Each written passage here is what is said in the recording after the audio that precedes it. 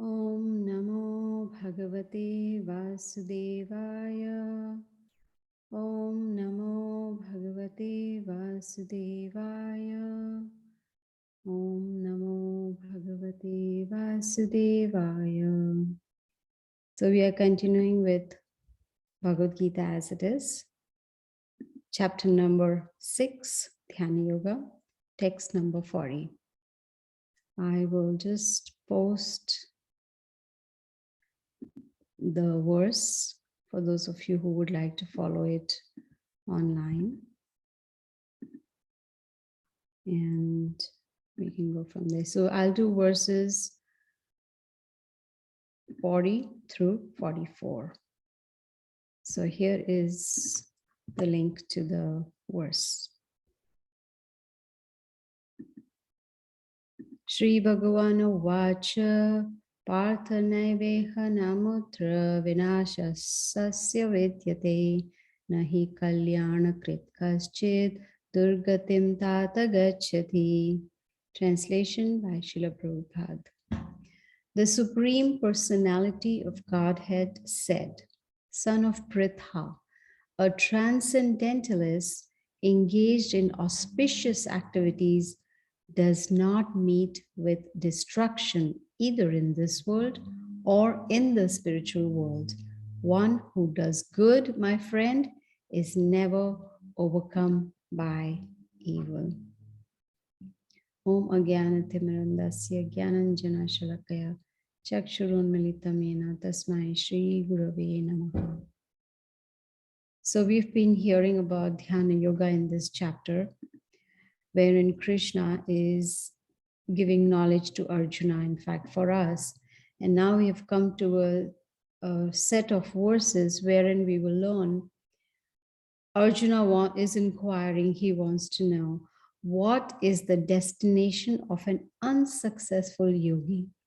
So someone who's in the path of yoga is practicing, but meets with death before reaches the success platform, where in other words, becomes a perfect yogi. What is the destination? Where does such an unsuccessful yogi go? So Krishna explains to Arjuna that on this path of bhakti yoga, bhakti means devotion, on this path of bhakti yoga, there is no destruction or loss, no loss at all, either in this world or in the spiritual world. In other words, whatever we save in our spiritual bank balance stays intact. There is no loss. It doesn't matter if, supposing in this body, in this life, in my spiritual bank balance, I've only put 50%. And in the next life, I will start with 51%. Nothing will be lost at all because we carry with us our spiritual bank balance. But the material bank balance, we got to leave it here at the time of death. We cannot take our American Express card or Visa or MasterCard. Nothing we can take with us at the time of death. We come empty-handed and we go empty-handed. So here we see that even if a yogi is unsuccessful, there is no loss or destruction. And that person, that yogi, is not overcome by evil. This is what Krishna is talking about.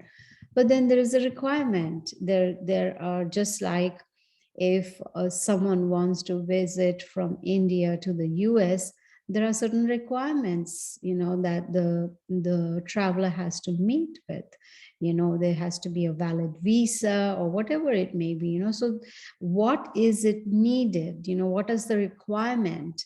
And Krishna is telling Arjuna the requirement for the yogi is complete surrender. And not just on blind faith or because someone said it, but it should be based on knowledge from the scriptures. If we follow the process given to us by Krishna in the Bhagavad Gita, then what will happen? Success is guaranteed. And this is what Krishna is telling Arjuna also, that we, may try really hard to advance materially. There's nothing wrong in that. But we need to understand whatever success we achieve here in this material world is temporary. It is gone as soon as the soul leaves the body. So Krishna is telling Arjuna that there is no loss in spiritual life, and even if that spiritual life is incomplete, we are unable to be successful in spirituality.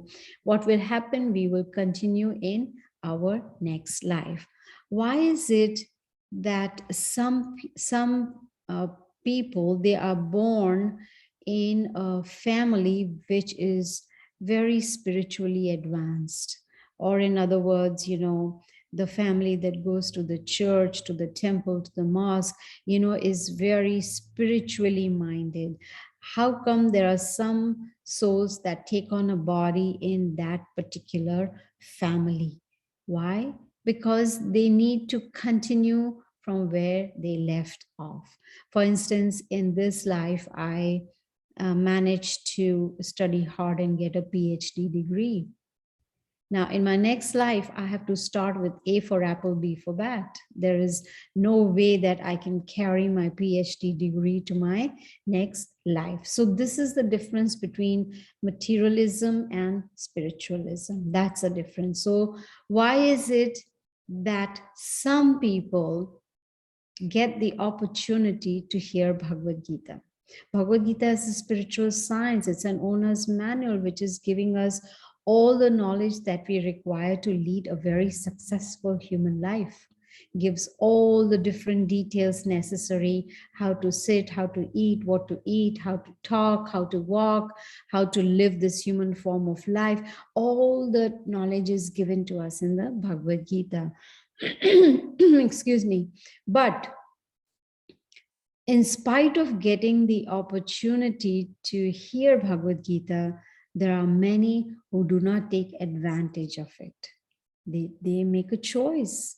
See, in the matter of love for the Lord, love for Krishna, there is no force. There has to be some freedom of choice. So the freedom is given to us human beings that, okay, if I say, for instance, I am teaching Bhagavad Gita, I've been reading Bhagavad Gita for more than 3 decades. I have accumulated some piety. I have accumulated some spiritual bank balance.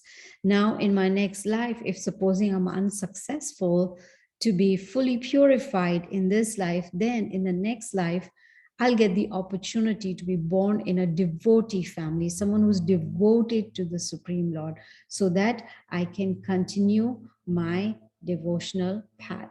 So in the purport, Srila Prabhupada explains very nicely about 2 kinds of people. So there are those who are leading a regulated life, and then there are the others who are leading a non-regulated life. So what is the difference? Those who are just living to eat, sleep, and be merry, to enjoy life, to enjoy the senses. They are just thinking about sense gratification, how to satisfy the senses, not understanding what one is supposed to do and what one is not supposed to do. For instance, Krishna tells us what we are supposed to eat, which is good for the human form of body, the way it's designed. So if a person does not regulate the senses, senses are unregulated, so that's one category of people. Then the other category is those who lead a very regulated life. And that regulated life means one is keeping spirituality the goal of life, understanding that human form of life comes with great responsibility, because we have that philosophical intelligence where we can understand, with the help of knowledge from the Bhagavad Gita, who we really are, that we are the spirit soul, we are not this body, and how karma works. So we learned about the soul in chapter 2. Then in chapter 3 and 5, we learned about karma yoga, how to perform actions, how to lead a karma-free life, because every action has a reaction and we don't want any reactions. And then in chapter 4, we learned about transcendental knowledge, which is this Bhagavad Gita. we will learn the history of the Bhagavad Gita. And in chapter 6, now we are learning about dhyana yoga, about meditation. And the best part of this chapter is the very last verse, which will summarize the whole chapter for us, which is like the cream of this chapter. So here, those who are using their intelligence to, become self-realized, to understand the purpose of human life, what they do, they try to contemplate on what after death.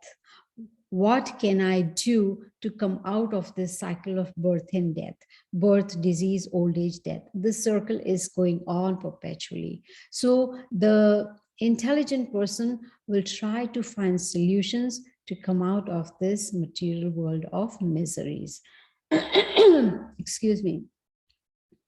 Talking about, unregulated life, or about, how to lead a very comfortable life. There's nothing wrong in that, provided it is regulated. So, not only that, also not being in that consciousness that what can I get from you? What is it in it? What's in it for me?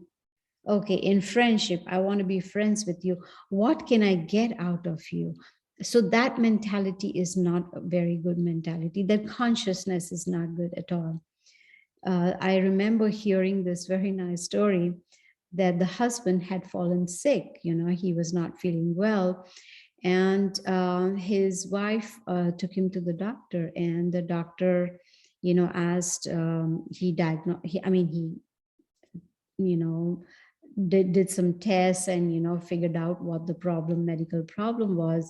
And then he asked the husband, why don't you go and wait outside in the reception area? I would like to talk to your wife. So this husband really got worried, what is it? Is it something very dangerous or deadly, or what is it? But he patiently waited outside. And his wife, also got a little worried, and she inquired from the doctor, what is it? Why did you send my husband away? Is something really, really wrong? And the doctor said, well, whatever he has, whatever medical condition he has, is curable. He can get well, completely well. So she said, okay, tell me anything I will do just to, make sure that my husband is healthy again. So the doctor said, well, there are a list of to do things, to do and not to not do. And in that list, he told the wife, make sure that you do not yell at him, you don't get angry at him. Make sure you don't make him do any chores in the house. He needs to rest. He needs to have a stress-free life. And make sure you don't argue with him. And, he gave a big list. So she said, oh, thank you so much, doctor. Thank you for letting me know that there is a solution to this problem. So when she came out, the husband was all stressed out and tense and saying, oh, what did the doctor say? What did the doctor say? And she came and she said, honey, you are going to die. Why did she say that? Because she did not want all those things that were happening for her sense gratification to stop. She did not want to do the chores herself. She wanted her spouse to do the chores. She had no control over anger. And so for her, it was because it was an unregulated life that she was leading.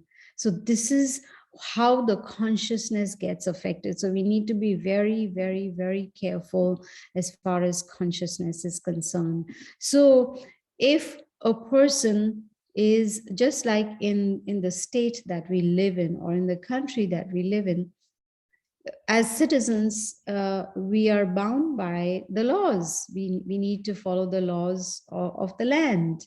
So anyone who does not is punished. So those who follow the laws of the Supreme Lord, which are given to us in the scriptures, they are the ones who follow a regulated life. And non-regulated activities are not auspicious at all. Why? Because it's only involving involvement of only the body, the senses. There is no involvement of the spirit soul that we really are. So if one is only interested in eating, sleeping, mating, defending, and just living a materialistic life, so for them, Krishna says that they will have to come back into this material world. But those who are taking on instructions, taking on this knowledge, trying to understand and try to put it into practice, they are the ones who will finally go to the spiritual world. And that is actually their goal. Goal. So Srila Prabhupada explains that those who are following this auspicious path of, you can call it Krishna consciousness, where we are becoming Krishna conscious, that this path is divided into three kinds. And what are those three kinds? He says, those who are following the rules of the scriptures and enjoying the material benefits. That's one kind. The second kind is trying to find ultimate liberation from material existence, which means they want to merge into the effulgence of the Supreme Lord. And finally, the third kind is the devotee who is trying to lead a life in consciousness of Krishna, which means following the laws of the Supreme Lord. So those who are following the rules and regulations for material happiness, they are also of two kinds. One is the fruitive worker, which means someone who's working but is very interested in enjoying the fruits of that labor. Whereas the second category is that they are also working, but they have no desire to enjoy the fruits, to enjoy their senses. So those, if someone is interested in fruitive work, which means I work, and whatever fruits I get, I'm going to enjoy. So what happens? They may, Krishna says, they may go to higher a standard of life or go to higher planets, but they will be all material planets. But they will not be able to free themselves from the cycle of birth and death. So the ultimate aim for a human being should be to get free from this cycle of birth and death. No more reincarnations, no more coming back into the material world in a material body. So to do that, to avoid, or to be able to break this cycle of birth and death, then one has to voluntarily accept the laws of the Supreme Lord and perform activities in a regulated way. And regulated way means there is austerity. Just like if I have some kind of a disease, and for instance, it's called jaundice or yellow fever, and naturally the doctor is going to put restrictions, will ask me to regulate my senses, that I can't eat just about anything because of the condition because of the medical condition. So I need to follow that. If I need to get well, I need to get healthy, I need to follow those instructions of the doctor. So similarly, voluntarily, those who are on this devotional path, they perform some austerities which are necessary to reach the goal of life. Let's see what Krishna has to say in verse number 41. The unsuccessful yogi, after many, many years of enjoyment on the planets of the pious living entities, is born into a family of righteous people or into a family of rich aristocracy. So here, destination is given of unsuccessful yogi. What happens to that yogi? The unsuccessful yogi, or also you may call a devotee, will get an opportunity to continue on the spiritual path, as I mentioned earlier. Now, there is a difference between, so there are two categories. One is those who are unsuccessful after a little progress on this path of yoga, they go to the higher planets. But those who are unsuccessful after a long period of time, they come back to the earth. And what happens when they come back to the earth? They take birth in the family of devotees or spiritually minded people or aristocratic merchants. Sometimes we see, that some people, I mean, two children may be born at the same time, same day, same hospital. One may be born to a very rich family, the other may be born to a poor family. One may be, very beautiful, the other one may have some disabilities in the body. So what is this? Why is this differentiation? Why is it that, children, they haven't had an opportunity to perform any actions? So why are they getting this kind of reactions? It's because they are carrying forward their karma, the reactions of their past activities into this current life. So those who are unsuccessful yogis, some of them, they are born in the family of devotees, so they can continue hearing Bhagavad Gita, they can continue their progress on the spiritual path. So the purpose of the Bhagavad Gita is just to show us direction, give us direction, how we can attain the highest perfection in life. Now, those who are, sometimes we see those who are born in aristocratic families, based on their past piety, they do get an opportunity to perform devotional service. Someone may offer them a Bhagavad Gita. Someone may invite them to come to a Zoom class to hear Bhagavad Gita, whatever it may be. The opportunity is given. But what does that person do with that opportunity? Take advantage of it or let that opportunity slide away? So choice is ours.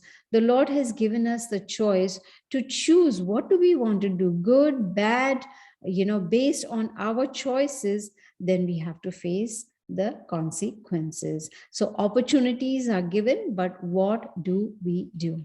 Now we can say, the kids, when they go to school, in kindergarten or nursery or whatever we may call, in the early stages of their schooling, they start off with what? They start off with A, B, C. They learn the alphabets, A, B, C. And then they start building words, and then they start building sentences. And then they become fluent in the language, and then they are able to read and write. But they have to start from basics, like in the school, at least in my days, they used to teach A for apple, B for bat, C for cat. This is how we learned the alphabets. I don't know how it is now in the schools, but unfortunately now the children are exposed to so much online, so much knowledge online, just like they call Google as God. You type in anything in Google and boom, you get an answer for your question. So there's a lot of knowledge online. So the children, they start, getting conditioned by, with these online courses, or, the children are given phones to play with, they are given iPads to play with when they are little, just to keep them quiet, and they are watching all different things online. They are learning so many things. So just like A for apple, B for bat, C for cat, these little kids, what do they learn? A for Android, B for Bluetooth, C for chatting, something like that. And old people like me, what do we, think of ABC? We'll say A for arthritis, B for blood pressure, C for cholesterol. These are the things that, usually come in old age. So when a person gets this very rare opportunity, Krishna says in the Bhagavad Gita, Manushyanam Sahasreshu Kaschit Yatati Siddhe, that out of thousands, only one will try for perfection. You see, it's not that everyone who gets the opportunity to hear Bhagavad Gita is going to take advantage of that, right? So, Bahunam Janmanam Ante, after many, many births, Bahunam Janmanam Ante Jnanavan Mam Prapadyate. Those who are intelligent, they surrender unto Krishna. That's what he's saying in the Bhagavad Gita. So to be able to understand all the requirements for highest perfection in life, or to become a successful yogi, then one needs to associate with like-minded people, like in the sense, associate with those who are trying to learn Bhagavad Gita. And not only that, also put Bhagavad Gita into practice. Krishna says, Satatam kirtayanto mam yatantascha dridavritah, that one must constantly do mantra meditation, chant the holy names of the Lord. Let's go to verse number 42. Or if unsuccessful after long practice of yoga, he takes his birth in a family of transcendentalists who are surely great in wisdom. Certainly, such a birth is rare in this world. So you see, it is very, as it is to get a human form is rare, but to get a birth in a family of a transcendentalist or a devotee, someone who is following Krishna consciousness, that is very rare. These are the words of Krishna. This is what he's saying, that this is very rare. So we should be very grateful and happy that we have, first of all, got the human form of life. Secondly, we have got an opportunity to hear Bhagavad Gita. So we are very, very, very fortunate. So we should take full advantage of that. So in this verse number 42, Krishna is talking about unsuccessful yogi. Now, even after practicing for a very long time, on this long path, still that yogi is not able to perfect his life.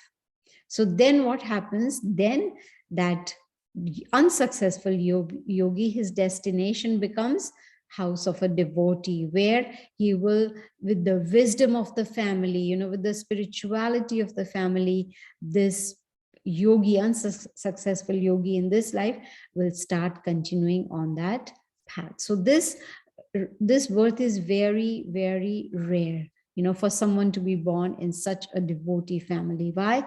Because automatically one starts receiving spiritual knowledge. I have heard and I have also seen, say, for instance, if a family is,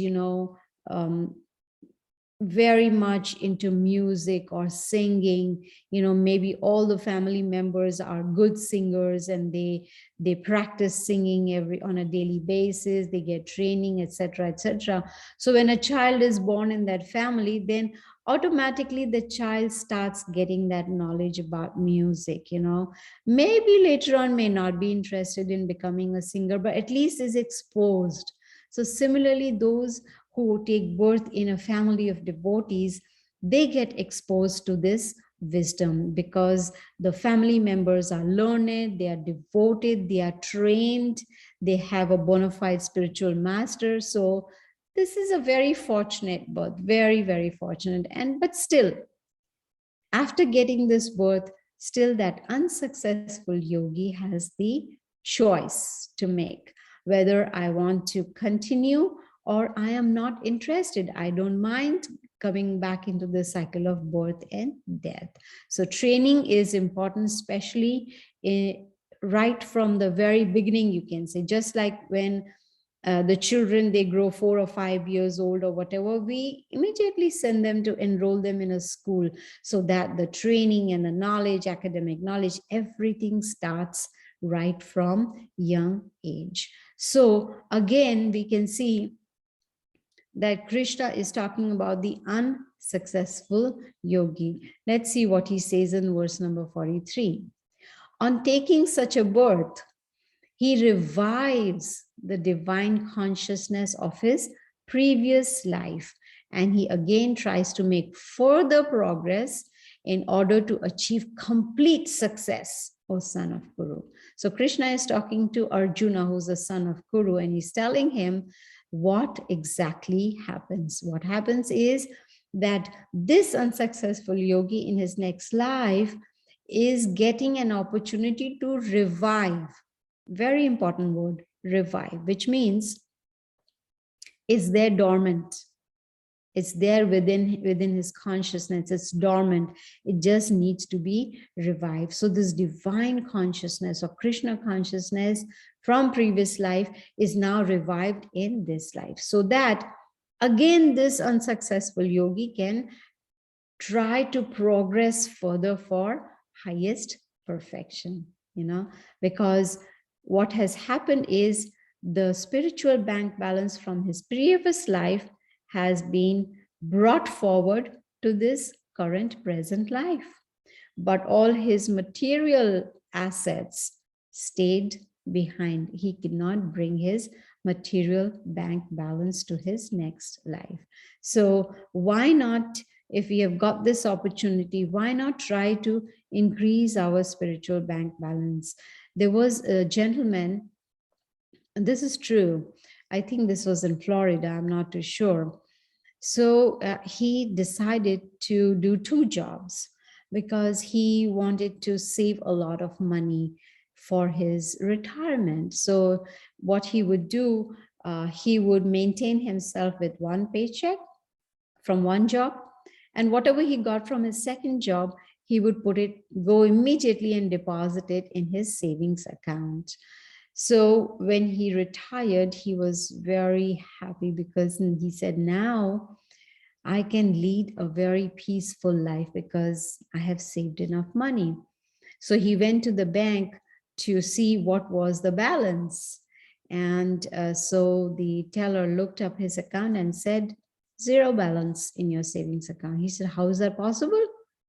You saw me. I used to come every other week, twice a month. I would come, I would bring my paycheck and I would deposit in my savings account. She said, yes, I know. That is what you did. I do remember you came year after year after year to put. So she said, okay, tell me what is your account number? And he gave the account number. And guess what? It was a wrong account number. That means his hard-earned money was going into someone else's bank account. He did not, pay attention to the account number to make sure it was correct. So what was he doing? He was depositing all his money into someone else's account. We don't want to do that, right? We want to make sure we deposit our piety in the right place. Absolutely in the right place. Why not make this birth the last birth? Come out of the cycle of misery, end it. There's a very nice story in Srimad Bhagavatam. You see the books at the back, those are there. That is the essence of the Vedas. Vedas are very vast, but these books are the essence of the Vedas, called the Srimad Bhagavatam.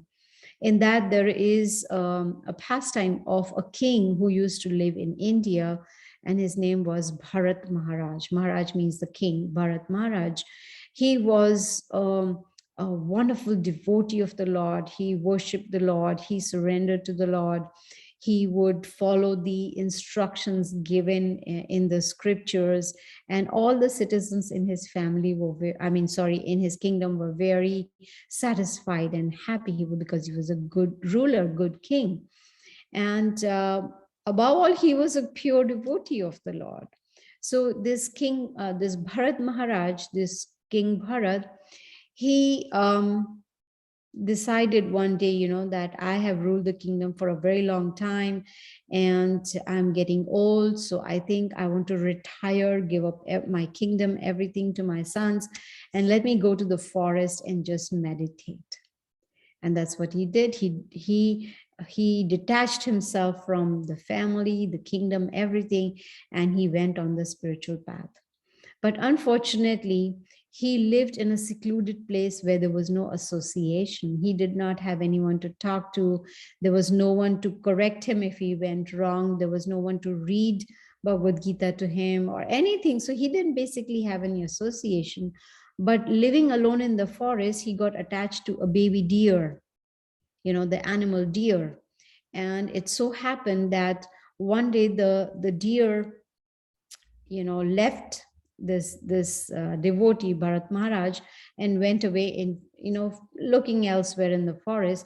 But this king was so attached to the deer that he started lamenting. His whole consciousness had become deer consciousness, the animal deer, deer, deer.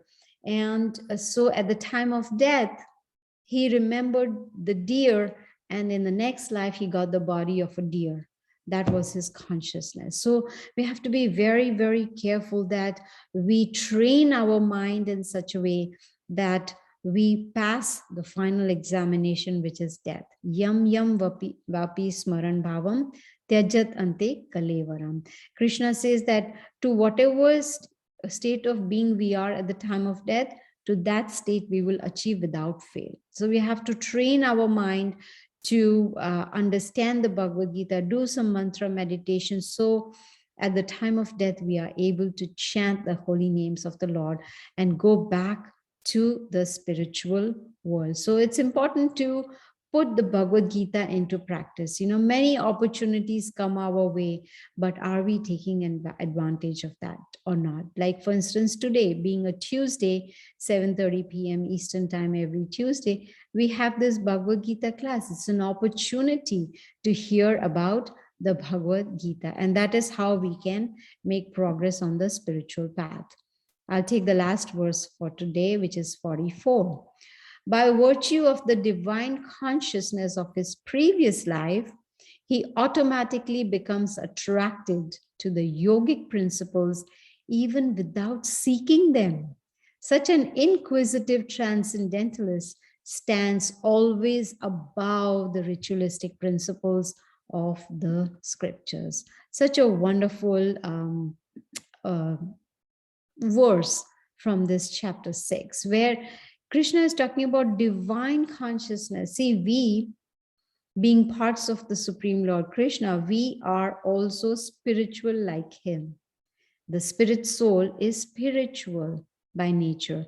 Only this body which is covering the soul is material. So that divine consciousness which is there within us, which we have brought with us from our previous life, that helps us to automatically get attracted to Bhagavad Gita, automatically attracted to performing bhakti yoga. So even though we may not be seeking it, but automatically we just get attracted. Why? Because we've practiced it. We have done mantra meditation in our previous life. And that is why we are able to, relish this mantra meditation even in this life. So if one starts, chanting the holy names of the Lord, Krishna says everything is included in mantra meditation, whether we are doing pujas, rituals, performing some rituals or performing some austerities, or doing elaborate worship in the temple, whatever, everything is included in mantra meditation. Why? Because it is the essence of all forms of yoga. Bhakti yoga is the perfectional stage. That is the highest perfection of life. So the essence of the Vedas, is there in the books behind, which is called the Srimad Bhagavatam, where it is clearly mentioned that by chanting the holy names, Hare Krishna, Krishna Krishna, Hare Hare, Hare Ram, Ram Ram, Hare Hare. This is the Maha Mantra. When one chants, it is equal to someone performing a lot of fire sacrifices, austerities, visiting holy places and pilgrimage, dipping in the holy rivers, or studying all the Vedas. Benefit of all this is attained just by mantra meditation. It doesn't matter where we are born, in which family, what color, what caste, what creed, it does not matter at all. What matters is the purity of the heart. We can purify our hearts if we take up this process given to us in the Bhagavad Gita. It is said that we have 86,400 seconds in one day, in 24 hours. How many? 86,400 seconds we have in a day. How are we using it? Are we wasting our time after having got this rare human form of life? Are we wasting even a second? We should not be wasting even 1 second. So it's important that we, improve our consciousness, purify the consciousness, purify the heart, and remove the unwanted things which are in the heart, like lust, anger, greed, pride, envy, illusion. whatever it may be, in whatever degree it may be. So the best process is to chant and to purify the heart. Living in the past, we can say that people, those who live in the past, they are in the mode of ignorance. Those who are living in the future, in the sense they are so much worried about the future, they are considered to be in the mode of passion. But those who are living in the present, they are considered to be in the mode of goodness. So understand that past is history, future is mystery. So why not concentrate on the present moment? Present is actually a gift, a present. Present moment is a present for us, because this human form of life is very rare. So here we are learning, Krishna is explaining what is the destination of an unsuccessful yogi. How can that unsuccessful yogi in the very next life complete his business of bhakti yoga, of highest perfection of life. And mantra meditation really helps, by in the sense, for purification. In the chat, I will post what you call a different links, and also at the bottom is going to be the mantra, and we will chant for a little while, and then you can see how to chant and how it can help us in purifying our hearts, our minds, our senses. Thank you so much, Stacy, for your comment. Let me put the links, if you would like to join. But at the bottom, you will see that there is a mantra, which is posted. So these are the chanting beads, on which I usually chant, not usually, always chant on these beads on a daily basis. So we just, on each, there are 108 beads in one round of these. They are called the japa beads or chanting beads. And we chant the whole mantra on each bead. So it takes about 7 to 8 minutes to chant 108 times. Let me demonstrate to you just maybe chanting 10 times, so you get a hang of it. For those who are, I think all of you have already joined these classes before. So anyway, let's chant. And maybe you can also chant sitting at home with me. Hare Krishna, Krishna Krishna, Hare Hare, Hare Ram, Ram Ram, Hare Hare. Hare Krishna, Krishna Krishna, Hare Hare, Hare Ram, Ram Ram, Hare Hare. Hare Krishna, Krishna Krishna, Hare Hare, Hare Ram, Ram Ram, Hare Hare. Hare Krishna, Krishna Krishna, Hare Hare, Hare Ram, Ram Ram, Hare Hare. Hare Krishna, Krishna Krishna, Hare Hare, Hare Ram, Ram Ram, Hare Hare. Hare Krishna, Krishna Krishna, Hare Hare, Hare Ram, Ram Ram, Hare Hare. Hare Krishna, Krishna Krishna, Hare Hare, Hare Ram, Ram Ram, Hare Hare. Hare Krishna, Krishna Krishna, Hare Hare, Hare Ram, Ram Ram, Hare Hare. Hare Krishna, Krishna Krishna, Hare Hare, Hare Ram, Ram Ram, Hare Hare. Hare Krishna, Krishna Krishna, Hare Hare, Hare Ram, Ram Ram, Hare Hare. So you see, it's very easy. It's not difficult at all. So I'm going to end now. And if anyone has any questions or comments, you're welcome.